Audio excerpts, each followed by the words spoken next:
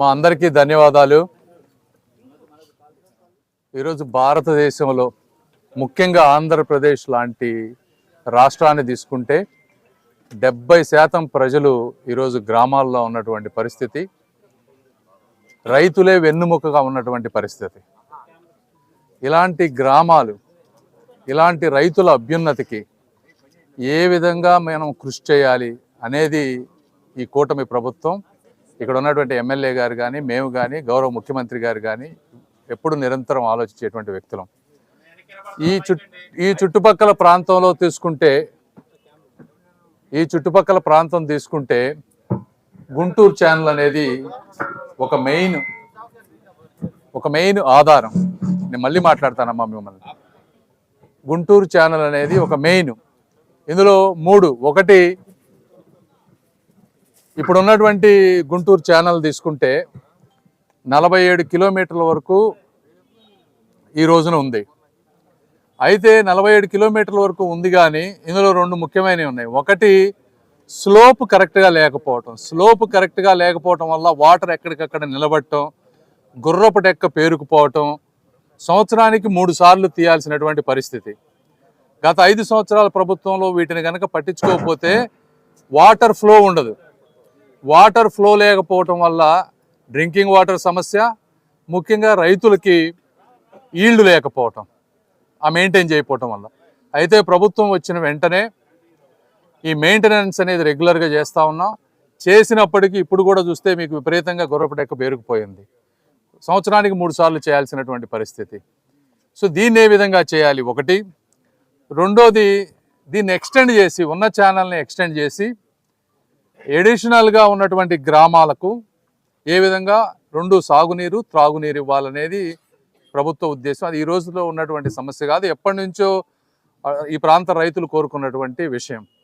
2014-19లో గౌరవ ముఖ్యమంత్రి గారు ఈ సమస్యను తెలుసుకొని ఆ రోజున గుంటూరు ఛానల్ ఎక్స్టెన్షన్కి కానీ, మోడర్నైజేషన్కి కానీ రెండింటికి ఆ రోజున శాంక్షన్ చేశారు, అడ్మినిస్ట్రేటివ్ శాంక్షన్. అయితే రకరకాల కారణాలతో అవన్నీ కార్యరూపం దాల్చలేదు. గత 5 సంవత్సరాల వైసీపీ ప్రభుత్వంలో కూడా వీటిని ముందుకు తీసుకెళ్ళినటువంటి పరిస్థితి లేదు.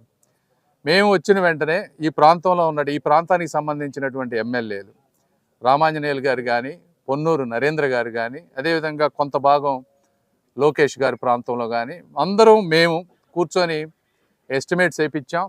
ఎంతవరకు మనం చేయగలము, బడ్జెట్, ఈ రాష్ట్ర ఆర్థిక పరిస్థితి దృష్ట్యా ఏ విధంగా ఫేజ్ వైజ్గా ఏ ఇయర్లో ఏం చేయాలనే దాని మీద ఒక పద్ధతి ప్రకారం వెళ్ళినప్పుడు ఇప్పుడు 47 కిలోమీటర్లు ఉన్నటువంటి ఛానల్ని 74 కిలోమీటర్ల వరకు పెంచే విధంగా Guntur channel extension last year బడ్జెట్లో పెట్టాం. మనం పెట్టినప్పుడు 70 కోట్లతోటి ల్యాండ్ ఎక్విజిషన్కి మనం అన్ని నోటీసులు ఇచ్చాం. అప్పటి వరకు దాంట్లో 11 కోట్లు మొన్నటి వరకు చెల్లించారు. ఇంకొక 60 కోట్లు చెల్లించాల్సిన విషయం ఉంది.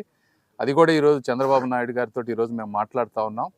కొంచెం రెవెన్యూ ఇష్యూస్ ఉండటం వల్ల అవి కూడా ఎట్టి పరిస్థితుల్లో నెక్స్ట్ 2-3 నెలల్లో లోపే ఆ డబ్బులు కూడా ఇచ్చేస్తే, ఎందుకంటే ఇది కాంట్రాక్టర్ ఇంతకుముందు రేట్స్ తోటి చేయడానికి ముందుకొచ్చారు. ఆ గుంటూరు ఛానల్ ఎక్స్టెన్షన్ వర్క్ ఇమీడియట్గా స్టార్ట్ అవుతుంది.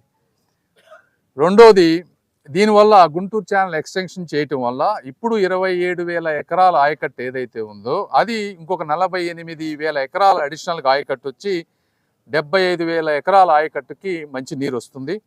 అదేవిధంగా అడిషనల్గా ఒక 40-50 గ్రామాలకి డ్రింకింగ్ వాటర్ సప్లై కూడా వస్తుంది.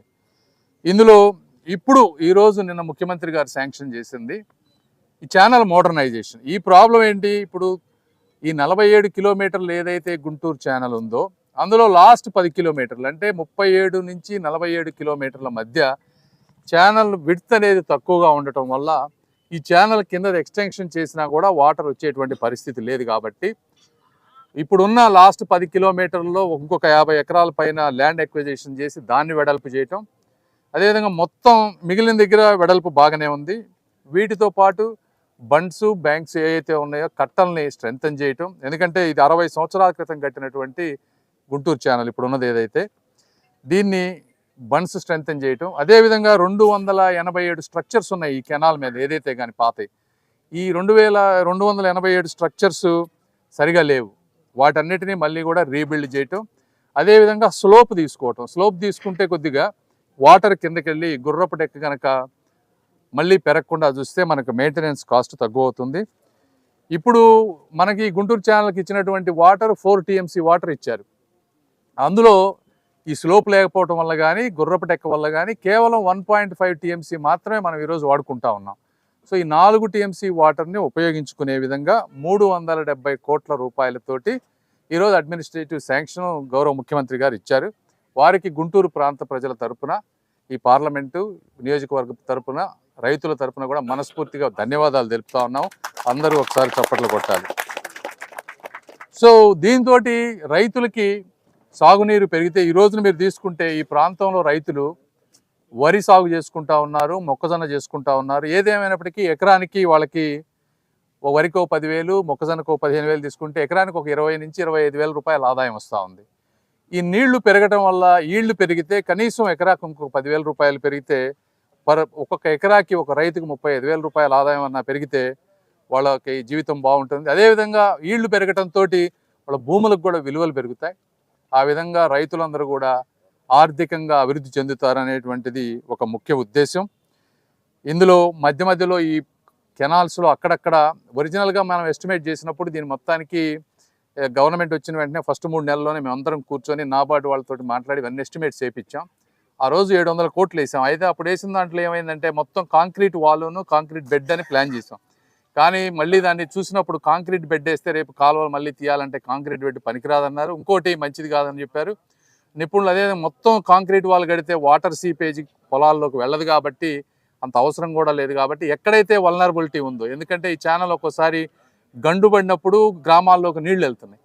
ఆ నీళ్లు వెళ్ళే ప్రాంతంలో ఎక్కడ డ్యామేజ్ ఎక్కువ అయ్యే ఛాన్స్ ఉందో అక్కడ వాల్ కట్టుకోట, మిగిలింది స్లోప్ కరెక్ట్గా తీసుకుంటూ చేయాలనేది ముఖ్య ఉద్దేశం.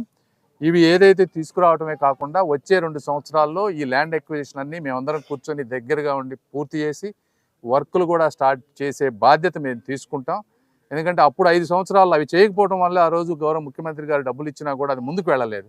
కాకపోతే ఇప్పుడు ఉన్నటువంటి ప్రజాప్రతినిధులు నరేంద్ర గారు కానీ, రామాంజనేయులు గారు కానీ, లోకేష్ గారు కానీ, మేము కానీ దగ్గరుండి ఈ పనులన్నీ చూసుకునే బాధ్యత కూడా మేము తీసుకుంటామని మీ అందరికీ తెలియజేసుకుంటూ మరొక్కసారి గౌరవ ముఖ్యమంత్రి గారికి, అందరికీ, ఎమ్మెల్యేలకి, లోకేష్ గారికి, అందరికీ ఈ కార్యక్రమం సహకరించిన అందరు అధికారులకి, రైతులకి అందరికీ కూడా మనస్ఫూర్తిగా ధన్యవాదాలు తెలుపుతాము.